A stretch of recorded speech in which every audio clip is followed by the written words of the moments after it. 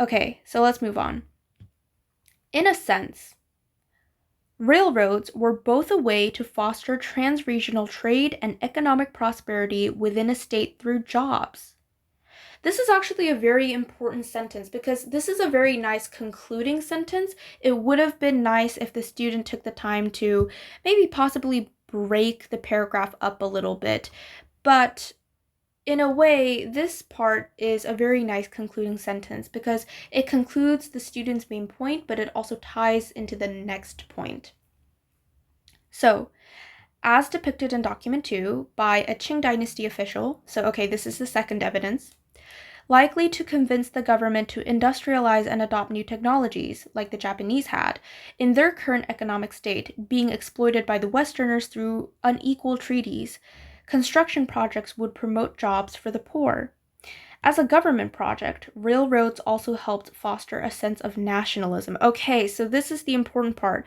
Now we're seeing that nationalism was spread through railroads, which again directly connects back to the student's main claim, which was that railroads, in a way, well, of course, they fostered economic growth, but they also fostered the spread of racial ideologies and nationalism. So really what this student was doing while writing this DBQ was that they were constantly keeping in mind what their claim was, word for word. They were constantly keeping in mind what their claim was. And if you look at this really closely, and if you analyze this, pretty much every sentence, or almost every sentence, every concluding sentence, every beginning sentence, it all connects directly back to the claim. And this is what I want you guys to practice. I want you guys to practice to not lose focus and directly really make sure that your claim is explicit and clear and direct, but most importantly, that your arguments directly connect back to your main claim. You can do this easily by using the concluding sentences or the topic sentences to each of your paragraphs.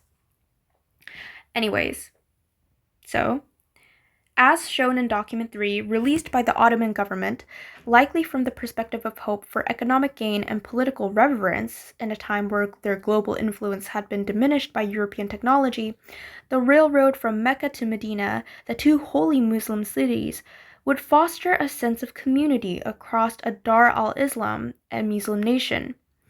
In India as well, railroads would foster a sense of nationalism, okay, so there we go, between the regions of the, I'm not sure what the student wrote, but the continent.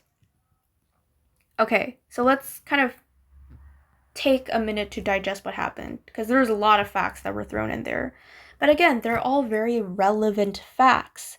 The student first mentions with document 2 about Qing dynasty China and their need to adopt railroads to really make sure that they catch up with the modern technology of that time, but also that they promote nationalism. And in document 3, they're connecting it with the Ottoman government and how, well, in this case, religious ideas were spread from Mecca to Medina, the two most holy Muslim cities in that region. And then they also mention in India as well, railroads would foster a sense of nationalism between the regions of the continent.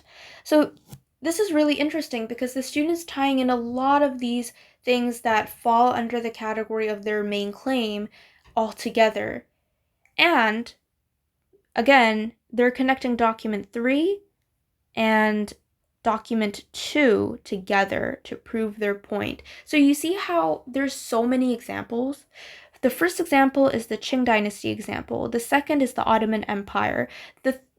Technically third is India and their sense of nationalism. There's 3 examples within this entire paragraph, and already because of these 3 specific examples, their claim is well strengthened. So let's take a little bit to analyze my annotations here. So they've used document 2, this is their second evidence, and then they mentioned document 3, this is their third document or evidence. This helps you earn 1 point for row D.